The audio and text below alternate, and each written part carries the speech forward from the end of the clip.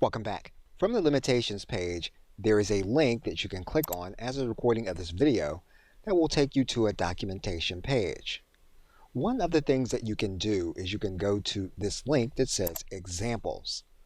And even though this is designed to communicate with coders and people who are going to integrate the chatbot into a system that they are building, this page will give you clues on the kinds of things that you can ask ChatGPT to do.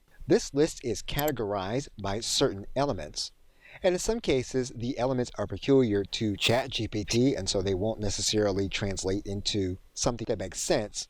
However, it's a good idea to click each one of these and note the use case that is being described. For example, you'll see here that we can click movie to emoji, and then you'll see here that we can use this prompt. We can convert movie titles into an emoji. And so to test this system, what we're going to do is we're going to copy this prompt exactly as it is.